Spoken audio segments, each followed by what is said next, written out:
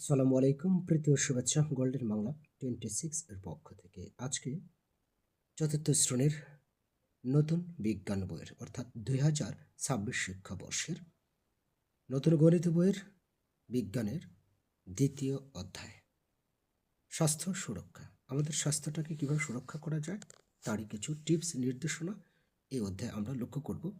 আর শুনে শুনে পাঠ্যপুস্তক আয়ত্ত করার একটা অসাধারণ কৌশল। মনোযোগ দিয়ে শুনলে এবং আমার মাঝে মাঝে যে প্রশ্ন করা হয় সেই প্রশ্নগুলোর যদি উত্তর দিতে পারো তবেই মনে করব মনোযোগী হয়েছ। এটাই সর্বোত্তম পন্থা, কেননা নিজে পড়ার চাইতে অন্যের শুনে শুনে তাড়াতাড়ি আয়ত্ত হয়, স্মৃতিতে গেঁথে যায়। সো কথা না বলে শুরু করছি। বিশ্ব স্বাস্থ্য সংস্থার সংজ্ঞা অনুযায়ী সুস্বাস্থ্য বলতে শুধু অসুখ না থাকাকে বোঝায় না। অসুখ থাকলেই যে শুধু সুস্থ মানে অসুস্থ হয় তাও না, আবার অসুখ না থাকলেও সেটাকে সুস্থতা বলে না। তাহলে কি? বরং একই সঙ্গে শরীর, মন ও সামাজিক দিক থেকে ভালো থাকাকে বোঝায়। তার মানে শরীরটাও যেমন ভালো থাকতে হবে, মনটাও ফ্রেশ থাকতে হবে, আর সামাজিক পারিপার্শ্বিক অবস্থা এগুলো ভালো থাকতে হবে, তবেই তো সুস্বাস্থ্য হয়, তাই না? আচ্ছা, এর যেটাও ভালো কথা, যেমন সামাজিক পরিবেশ যদি খারাপ হয়, আশেপাশে নোংরা আবর্জনা সব অনেক থাকে না, সেখান থেকেই তো অসুখ বিসুখ ছড়ায়, তাই না? যা কিছু আমাদের শারীরিক, মানসিক ও সামাজিকভাবে সমস্যায় ফেলে এবং স্বাভাবিক জীবনযাপনে বিঘ্ন ঘটায় তা রোগ। স্বাভাবিক জীবনযাপনে বিঘ্ন ঘটালেই তা রোগ। যেমন কোনো রোগ নাই কিন্তু একটা মানুষ অনেক দুশ্চিন্তা করে, সেটাও কিন্তু একটা রোগ। তুমি পারছো না, বাবা মা তোমাকে বারবার গালি দিচ্ছে, বকা দিচ্ছে, কিন্তু তুমি কিছুইতেই পারছো না, বিরক্ত বোধ করছো, এটাও এক ধরনের রোগ। তাহলে এখান থেকে রক্ষা পাওয়ার উপায় কি? মনোযোগ দিয়ে পড়া, পারো আর না পড়ো, মনোযোগ দিয়ে পড়তে পড়তে একদিন দেখবে তুমি ইমপ্রুভ করছো, উন্নতি হবে এবং পড়াশোনার প্রতি মনোযোগ হবে। আমরা যাতে রোগে না ভুগি এবং সুস্বাস্থ্য বজায় রাখতে পারে সেজন্য কিছু নিয়ম মেনে চলা উচিত। এই অধ্যায়ে আমরা শারীরিক স্বাস্থ্য নিয়ে আলোচনা করব। বিভিন্ন রোগ, বিভিন্ন ধরনের রোগ। সাধারণত আমরা কী কী রোগে আক্রান্ত হই? কাজ রোগের তালিকা প্রস্তুতকরণ, অর্থাৎ কী কী রোগে আক্রান্ত হই বা তুমি নিজে হও সেটা করতে হবে। যা করতে হবে, এ পর্যন্ত আমি কী কী রোগে আক্রান্ত হয়েছি একটু ভেবে তা তালিকা আকারে লিখি। তুমি কী কী রোগে আক্রান্ত হয়েছিলে তা তালিকা করে তৈরি করতে বলেছি। আমাদের অনেকেরই পরিবারের মা বাবা, ভাই বোন, দাদা দাদি, নানা নানি আছেন, তারা বিভিন্ন সময় যেসব রোগে আক্রান্ত হয়েছেন সেই রোগগুলোর নামও তালিকায় যুক্ত করি। এবার সহপাঠীদের তৈরি করা তালিকাটি দেখি। নিজের তালিকায় নেই এমন রোগগুলোর নামও তালিকায় যুক্ত করি। এবার নিজের আক্রান্ত হওয়া রোগের নাম আর পরিবারের অন্যান্য সদস্যর আক্রান্ত হওয়ার রোগের নাম, এছাড়া অন্যান্য রোগের নাম এখানে লিখতে বলেছে। সো এই তালিকাগুলো আমরা নিচে যখন পড়ব এমনিতেই পূরণ করতে পারবো। এখানে থাক, এখানে যা আছে বন্ধুদের সাথে অভিনয় করে দেখাতে হবে। তবে এই যে এগুলো বলছে না যে বন্ধুদের অভিনয় দেখে নতুন যেসব রোগের নাম পেলাম তা নিজের তালিকায় রেখে, এটা বন্ধুদের নিয়ে তোমাদের সহপাঠীদের নিয়ে আলোচনা যখন করবে না, তখন কিন্তু এগুলো বেশিভাবে স্মৃতিতে গেঁথে যায় এবং দীর্ঘদিন স্মৃতিতে বা স্মরণে গেঁথে থাকে, যার কারণে এগুলো প্র্যাকটিক্যাল করতে হয়। করে দেখবে, ভালো লাগবে অনেক। ঠিক আছে? আচ্ছা, নিচের ছবিগুলো দেখি এবং কোনটি কোন রোগের লক্ষণ তার নাম ছবির নিচে লিখি। এটা কি? জ্বর এসেছে। হুম আর এটা কপালে বা চোখে মুখে দেখো একটা দাগ পড়েছে, তার মানে চর্মরোগ হয়তোবা। এটা কি? হাঁচি কাশি হয়েছে। হুম তারপর হচ্ছে মাথা ব্যথা, এখানে মাথা ধরে আছে, তাই না? তারপর এখানে কি তোমার হচ্ছে যে হতে পারে সে পেট ব্যথা, তাই না? এটা বাথরুমে যেখানে দেওয়া আছে, তো বাথরুমে যাচ্ছে বারবার বদনা হাতে নিয়ে, তার মানে ডায়রিয়া হয়েছে। আচ্ছা, ঠিক আছে। এরপর সারসংক্ষেপে আমরা চলে আসলাম। আমরা বিভিন্ন সময় বিভিন্ন রোগে আক্রান্ত হই, সেগুলোর কয়েকটি হলো সর্দি, কাশি, বসন্ত, চোখ ওঠা। ওখানে বসন্ত হয়েছে, যে মুখে হাত দিয়ে দেখলাম চর্মরোগ, ওটা বসন্ত হয়েছে। তারপর রাতকানা ডায়রিয়া, হৃদরোগ, ডায়াবেটিস ইত্যাদি যে কোনো রোগই আমাদের কষ্ট দেয়, অবশ্যই পীড়া দেয়। রোগের শ্রেণীকরণ, আমরা যে কোনো সময় রোগে আক্রান্ত হতে পারি, বিভিন্ন কারণে রোগ হতে পারে।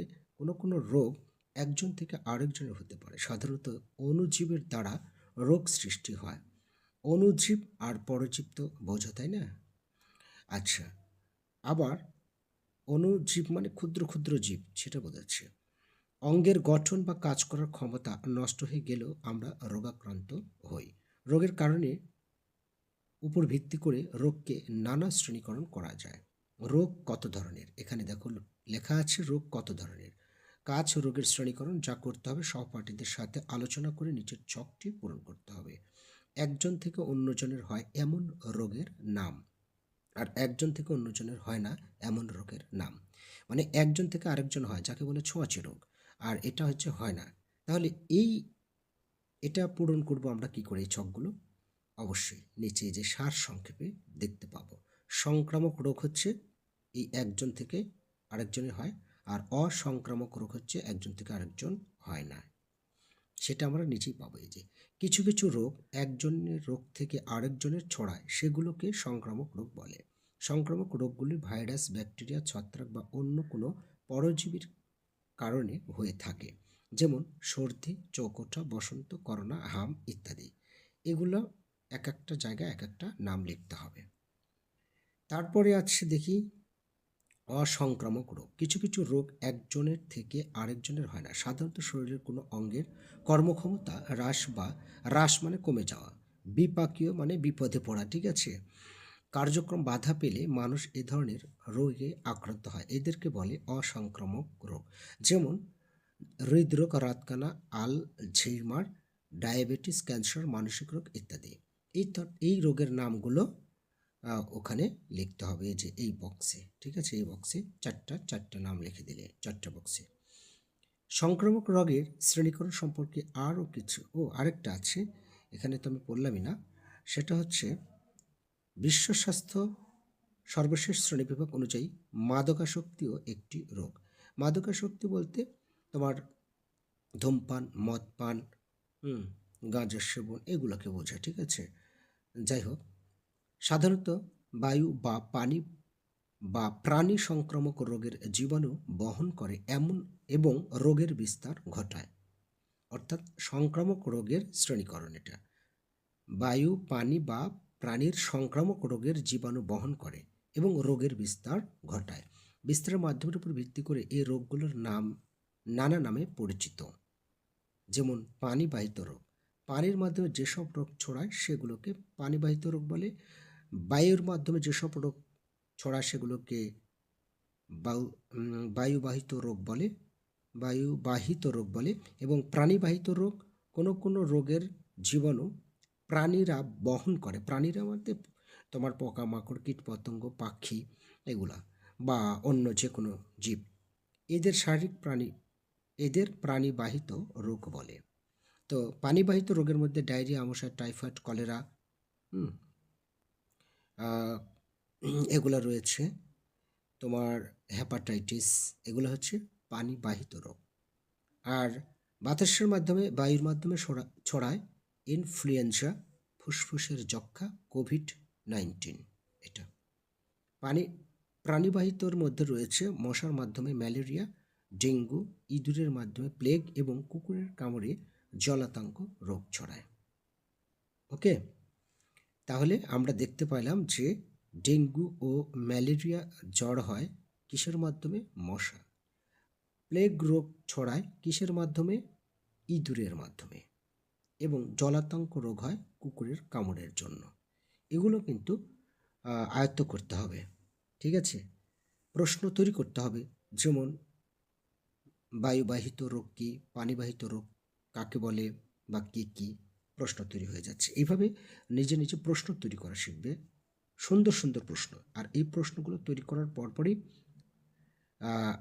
প্রশ্ন লিখে নিচে ফাঁকা রাখবে, আর উত্তরগুলো বই বন্ধ করে দেওয়ার চেষ্টা করবে। এটাই হচ্ছে প্র্যাকটিস। কাজ: বায়ু, পানি ও প্রাণীবাহিত রোগ শনাক্তকরণ। যা করতে হবে নিজে ভেবে ও সহপাঠীদের সাথে আলোচনা করে নিচের ছকটি পূরণ করে।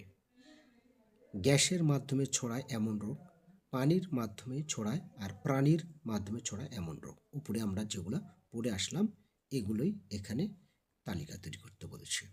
ওকে, আচ্ছা, এরপরে 15 পৃষ্ঠা পর্যন্ত হলো।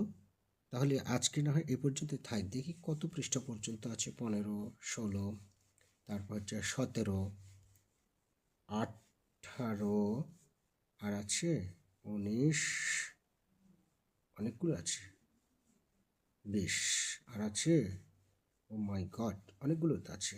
কয়দিনে পড়ব? আর কিছু পড়ি।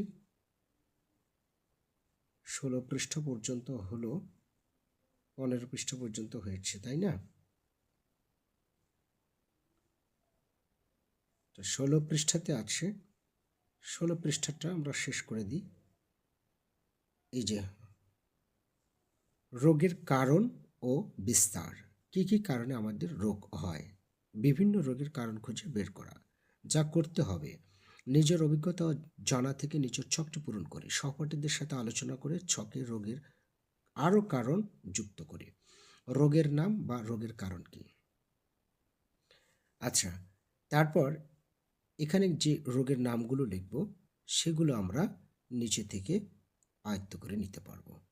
যেমন এখানে বলছে বিভিন্ন কারণে মানুষ রোগাক্রান্ত হতে পারে। আমরা ইতিমধ্যে জেনেছি যে সংক্রামক রোগের কারণ হলো বিভিন্ন রোগের জীবাণু।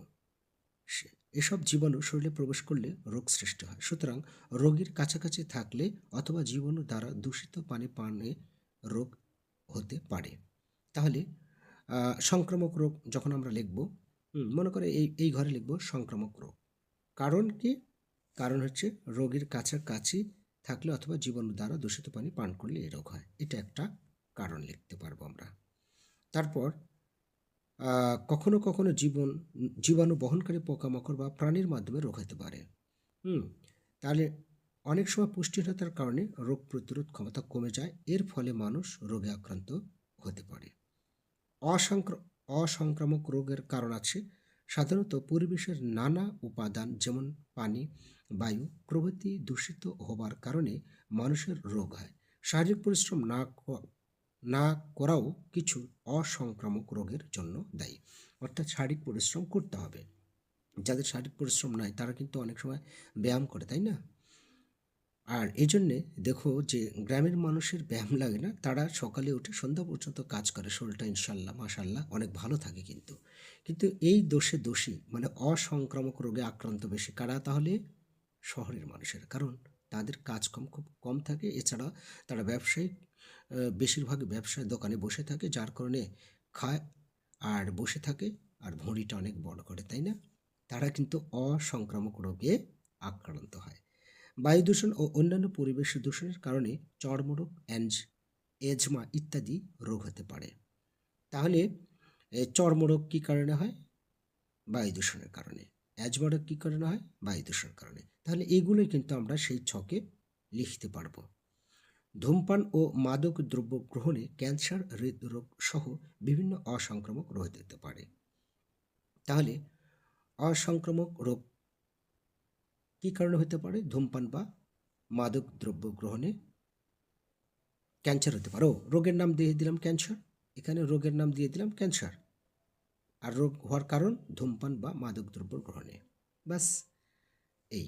অথবা হৃদরোগ, এই একই কারণ, ধূমপান বা মাদকদ্রব্য গ্রহণের কারণে। বংশগত কারণেও বেশ কিছু অসংক্রামক রোগ হতে পারে। কখনো আবার ভিটামিনের অভাবেও রোগ হতে পারে। যেমন ভিটামিন এ এর অভাবে রাতকানা ও ভিটামিন ডি এর অভাবে রিকেটস রোগ হয়। তাহলে এখানে আরেকটা রিকেটস রোগ হয় ভিটামিন ডি এর অভাবে। রোগের নাম লিখলে রিকেটস, কারণ ভিটামিন ডি এর অভাব। রোগের নাম লিখলে রাতকানা, কারণ ভিটামিন এ এর অভাব।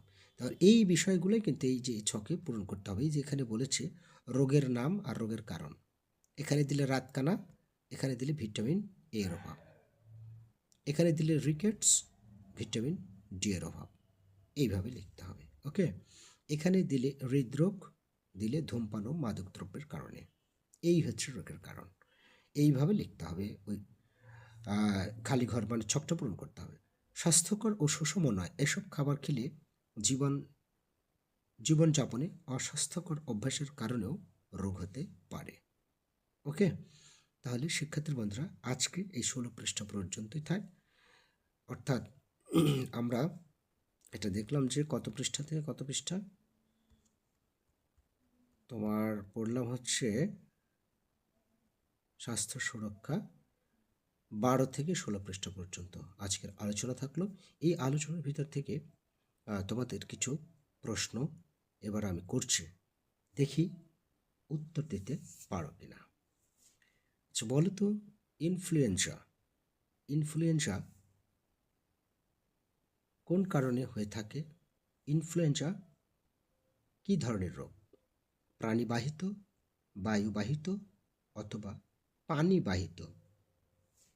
ওকে, তারপর আশা করছি কমেন্টের মাধ্যমে জানিয়ে দেবে। 3টি প্রশ্ন করব তোমাদের, আমার নিজেরও মনে আছে কিনা। তারপর কুকুরের কামড়ে কোন ধরনের রোগ হয়? কুকুরের কামড়ে কোন ধরনের রোগ হয়? এরপর 3য় প্রশ্ন, প্লেগ রোগ ছড়ায় কিসের মাধ্যমে? 3টি প্রশ্নের উত্তর কমেন্টের মাধ্যমে জানিয়ে দেবে। আশা করছি তোমরা অবশ্যই চেষ্টা করবে এবং পারবে। ভালো থেকো, তোমাদের সর্বদাই সবসময় মঙ্গল কামনা করে আজকের ক্লাসটি এখানে শেষ করছি। আল্লাহ হাফেজ।